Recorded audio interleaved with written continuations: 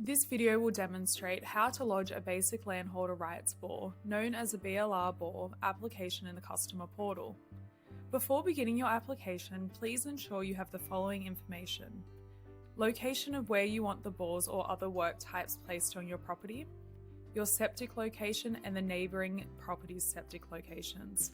To begin, you will need to visit waternewsouthwales.com.au/customer portal. If you do not already have an account, please click Sign Up Now and complete the necessary prompts to register for an account. Once you have created a customer portal account, please enter your email address and password and click Sign In. You will then need to verify your account by entering your email address and clicking the Send Verification Code button. Once you have checked your emails, please enter the verification code into the customer portal and click Verify Code, followed by Continue once verified. Water New South Wales encourages customers to book a phone appointment to discuss their approval inquiries before applying.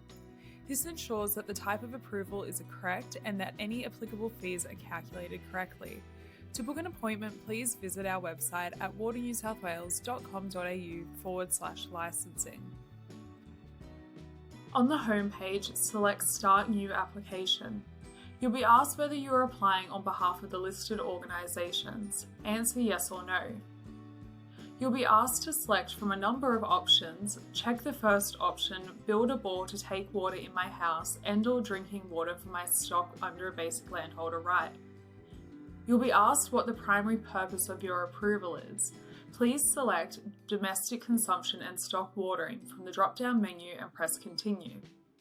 On the Application Details tab, select Yes if you are the landholder wanting to construct a bore, well, spear point or excavation. If the bore, well, spear point or excavation is for a domestic and stock purpose, select Yes. Select the purpose of the application. Select Yes if you have a driller or No if you do not have a driller. This is optional. Click Continue. On the Applicant Details tab, select whether you are the applicant or lodging on behalf of one or more applicants. If there are multiple applicants or you are lodging on behalf of another person, click on Add Additional Applicant. If you are the sole applicant, click Continue to the Property Details tab. To add a new applicant, tick Yes if they are already registered by selecting them from the drop-down menu. If the new applicant is new to the system and not registered in the customer portal, select No, and then select the customer type. If a person, add their email, title, and the full name including middle name. It is important that the names entered match the names on the property title and their identification. If a business or organisation, select the type from the drop-down menu and search by the ABN, ACN, or name. Please select the person you wish to designate as the primary contact for this application and for all other correspondence. Click Continue. On the Property Details tab, enter your address or lot and DP. It is recommended to enter the lot and DP. If you are the owner, select the applicants or the landowners on which the work is or will be located. If the work is to be on Crown land, select option 2. If you will become the future owner of the land within a reasonable time frame, select option 3. If you are the lawful occupier or leasing the property, select option 4.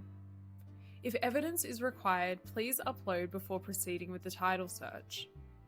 Click Proceed with Title Search. If an error appears, please check all details and try again.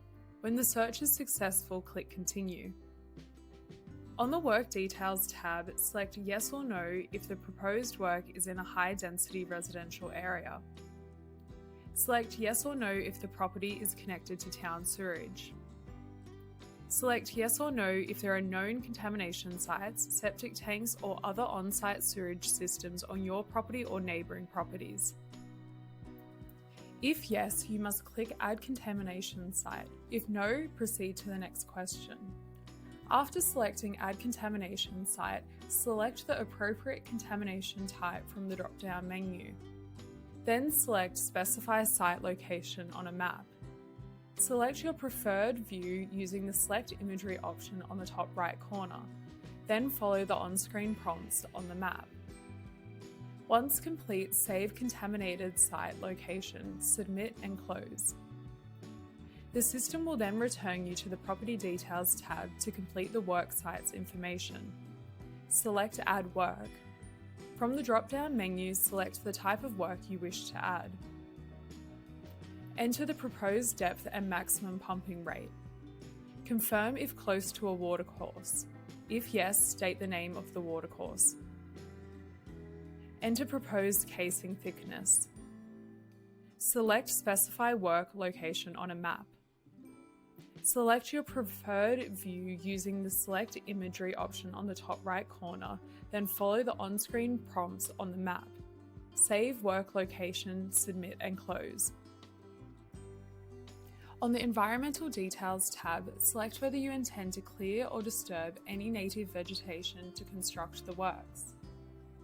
Select whether any recovery plans or threat abatement apply. Add any additional comments that may be relevant to your application. Click on Continue. On the Applicant Signature tab, complete the Application Consent Agreement. Ensure to read the declaration and the terms and conditions. By ticking the declaration, you are providing an electronic signature. If you are a sole applicant, click on Finish. The applicable fee will be calculated. Click on Pay Now. Enter your credit card details and submit payment. You will be directed back to the dashboard and will be issued payment and application references. If there are more than one applicant, the first applicant will need to initiate the request for all applicants to sign electronically via the customer portal. All applicants listed will receive an email. They will need to log into the customer portal and give their consent electronically. The first applicant must close the application using the Close button for the consent request to be sent via email. Confirm Close. You'll be directed back to the dashboard and see your application under the For Action panel. Once additional applicants receive their consent request and log into the customer portal, they will see the consent agreement under the For Action panel. Additional applicants need to click on the Consent Agreement ID. The agreement will list the application ID, applicant, property, work and work location, and environmental details, and will need to complete the application consent agreement.